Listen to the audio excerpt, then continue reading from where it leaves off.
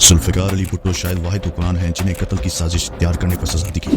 कत्ल की यह साजिश इनके दौरे हुकूमत में तैयार की गई और उसी दौरान इस पर अमल दरामद किया गया। भुट्टो के खिलाफ मुकदमा कवानीन और कवायद ज़वाबित के तहत चलाया गया। आखिर ये मुकदमा किसने बनाया? कौन था इस साजिश के पीछे जो भुट्टो को फंसाना चाहता था और तख्ते पर लटकाना चाहता था? आए जानने की कोशिश करते हैं इसी वीडियो में। Welcome to my channel.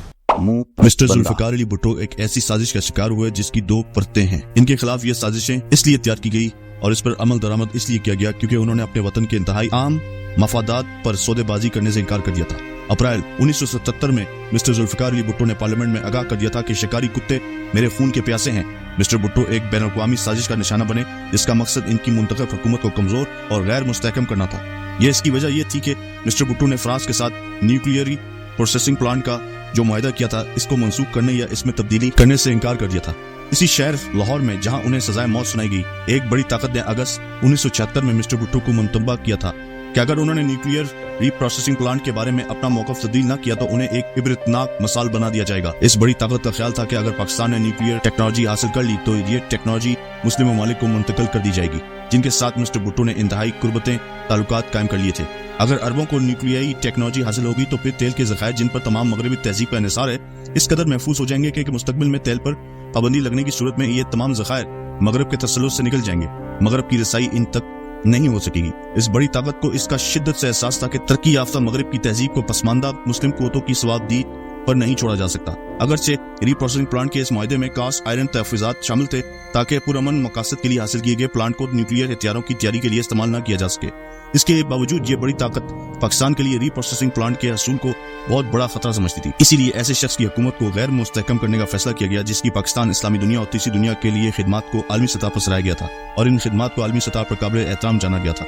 चुनाचे एक गैर मुल्की ताकत और अंदरूनी मज़ाहम अनासर ने मिलकर चंद फौजी जनरलों की सरकर्दगी में जुल्फ़िकार अली भुट्टो की जायज़ और बेहद मकबूल मुंतखब हुकूमत का तख्ता 5 जुलाई 1977 को सुबह एक बगावत के जरिए उलट दिया। साजिश का पहला मरला मिस्टर जुल्फ़िकार अली भुट्टो की सरबराही में कायम पाकिस्तान पीपल्स पार्टी की हुकूमत का तख्ता उलटने से मुकम्मल हुआ। ऐसे अपने नाजायज इक़्तिदार को मुस्तहकम करने के लिए अवाम की ख्वाहिश और मर्जी की बजाय वहशियाना ताकत के इस्तेमाल पर इंसार किया गया। जनरल ने मुनज़्ज़म तौर पर खौफ व दहशत और जबर तशद्दुद का रास्ता इख्तियार किया जिसका मंतकी नतीजा ये निकला कि न सिर्फ पाकिस्तान बल्कि इस पूरे इलाके के इस्तेहकाम को खतरा पैदा हो गया। बरज़गीन ने मिस्टर जुल्फ़िकार अली भुट्टो, इनके खानदान, उनकी काबीना के साथियों और इनकी पार्टी के खिलाफ कारदार कशी से पुर इंतकामी मुहिम का सामना किया। जनता ने मिस्टर जुल्फ़िकार अली भुट्टो को तबाह करने, उन्हें खत्म करने के लिए ऐसे वहशियाना और गैर इंसानी हथकंडे इस्तेमाल किए कि इंसानी तहजीब शराफत और मुंह छुपाए फिरती थी। जनता ने अपने गैर मुतनाज़ा सियासी मुखालिफ को इल्जाम तराशी, मुकदमेबाजी और एक इंतहाई मज़ायका खेज इल्जाम कत्ल में फांसी जैसे गैर मुहज़्ज़ब तरीकों के जरिए कत्ल की साजिश तैयार की गई थी। लाहौर हाई कोर्ट के मुकदमे के कत्ल के नाम से जो ड्रामा रचाया गया वो दर हकीकत मुकदमे का कत्ल था। इस नाम नेहाद मुकदमे में मिस्टर अहमद रजा कसूरी के सिवा जिसके वालिद की मौत की ख्याली तहकीकात अदालत कर रही थी, इस्तिगासा के 40 गवाहों में से हर एक सरकारी मुलाजिम था जो जनता के रहमो करम पर था। तमाम बड़े गवाहों ने गवाही देने से पहले कई माह फौज और पुलिस की तहमीर में गुजारे थे। मिस्टर अहमद रजा कसूरी भी, जिसे गलत तौर पर मिस्टर भुट्टो का सियासी मुखालिफ करार दिया गया था, फिल वाक़या सरकारी मुलाजिम था। ना तो इसने और ना ही इसके खानदान के किसी फर्द ने कौमी, सूबाई या बल्दियाती इंतखाब कभी जीता। अलबत्ता मिस्टर कसूरी ने 1970 में कौमी असम्बली का इंतखाब सिर्फ इसलिए जीता था जुल्फ़िकार अली भुट्टो ने उसे पाकिस्तान पीपल्स पार्टी का टिकट दिया था। मिस्टर भुट्टो की पाकिस्तान पीपल्स पार्टी 1967 में कायम हुई।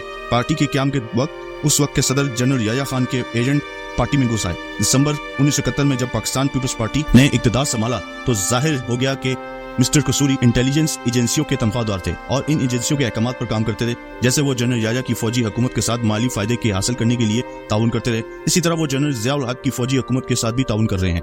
मिस्टर कसूरी गुज़िश्ता 2 माह से अपनी बीवी के हमरा मुल्क के खर्च पर मगरबी दुनिया का दौरा कर रहे हैं ताकि मगरब को लाहौर हाई कोर्ट के फैसले की रास्ती इनके सही होने के बारे में तालीम दे सके। मिस्टर कसूरी और जनता मिस्टर कसूरी के इस दावे को कि वो मिस्टर भुट्टो के एक सियासी मुखालिफ हैं, इस बुनियाद पर सही साबित करने की कोशिश कर रहे हैं कि मिस्टर कसूरी साबिक वज़ीर-ए-आज़म के दौर में इनकी पॉलिसियों और खुद इन पर तनकीद करते रहे। पाकिस्तानी पार्लियामेंट की कार्रवाइयों पर नजर डालने से पता चलता है कि वज़ीर-ए-आज़म पर और भी बहुत से लोग तनकीद करते रहे। पार्लियामेंट के अंदर ज़राए इब्लाग के जरिए या आम जलसों में एक दूसरे पर तनकीद, बहस मुबासा और बाज़ औक़ात कड़वे, कसीले और तशतन लफ्ज़ों का तबादला जमहूरी मुआशरे का हिस्सा होता है। जमहूरी इदारों और जमहूरी रवायात से आशना ममालिक फौरी तौर पर इस नतीजे पर पहुंचेंगे कि ये इल्जाम मज़ायका खेज ही नहीं बल्कि अहमकाना भी है। तमाम मुकदमा मार्शल की एक ऐसी खसूसी टीम ने तैयार किया था। इस टीम की सरबराही एक मेजर जनरल कर रहा था, जिसकी मुआनत फेडरल इन्वेस्टिगेटिंग एजेंसी FIA का डायरेक्टर जनरल सरीर Anwar, special public prosecutor M Anwar और मिस्टर जस्टिस मौलवी मुश्ताक, जिसने लाहौर में मिस्टर भुट्टो के मुकदमे की समाअत करने वाले फुल बेंच की सरबराही कर रहे थे। ये टीम अपने तैयार किए हुए मुकदमे के हर मरले की report lieutenant general Faiz Ali Chishti को देते थे। Lieutenant general Faiz Ali Chishti election cell का सरबराह था और ये शख्स मुकदमे की कार्रवाई के बारे में चीफ मार्शल एडमिनिस्ट्रेटर को इतला देता। कत्ल के तैयार करदा इस मुकदमे में जिसका ताना बाना मार्शल की जाबराना मशीन ने बनाया तजादात थे और ये तजादात इल्जाम के झूठे होने की शहादत देते थे। फौजदारी कानून की तारीख में शायद ये पहला मुकदमा है जिसमें 2 सरकारी और 3 गैर सरकारी इकरारी मुजरिम वो हैं जो ये कहते हैं कि उन्होंने हकीकी तौर पर कत्ल किया था। अगरचे वाकये के ताने बाने मिलाने में बहुत ज्यादा फर्क है और इनके हर बात दूसरी बात को खत्म कर देती है। इन तीनों गैर सरकारी मुजरिमों से मशहूर जिंदा खाना लाहौर किला में तशद्दुद के जरिए जुर्म का एतराफ कराया गया। इन तीनों को यकीन दिलाया गया कि उन्हें फांसी पर नहीं लटकाया जाएगा। एतराफ जुर्म करने पर उन्हें तकरीबन 1 साल बाद रहा कर दिया जाएगा और उन्हें मालो दौलत से भी नवाजा जाएगा। चुनाचे मुकदमे में एतराफ करने वाले 3 इकरारी मुजरिम हैं और इनके साथ 3 सरकारी इकरारी मुजरिम हैं। अगर सईद अहमद को शामिल कर लिया जाए तो सरकारी इकरारी मुजरिमों की तादाद 3 हो जाती है। एतराफ जुर्म करने वाले चौथे शख्स मियां अब्बास ने, जो बाद में अपने बयान से मुनर्फ हो गया और फिर बाद में इनहराफ से भी इनहराफ होकर गया। अपने एतराफ जुर्म के बारे में तफसीलात बताएं कि किस तरह इससे एतराफ जुर्म कराया गया। बदजन और मोतसब बेंच ने इन तफसीलात को अपने एक फैसले के जरिए बाहर न आने दिया, जिसके तहत प्रोसीजर कोड के सेक्शन 342 के तहत मुलजिमों के बयानात की कार्रवाई बंद कमरे में कर दी गई। इस्तगासा के तमाम मुकदमे को एक ऐसे पाकिस्तान की गैर फितरी कहानियों और किस्सों के साथ जिसकी हुकूमत जदीद मुवर्जी शहजादे के पास हो, मकबूजा अखबारात, रसायल, रेडियो, टेलीविजन के जरिए सनसनी खेज और ड्रामाई बनाकर साबिक वज़ीर-ए-आज़म के खिलाफ हिस्ट्रियाई फजा पैदा करने की कोशिश की गई।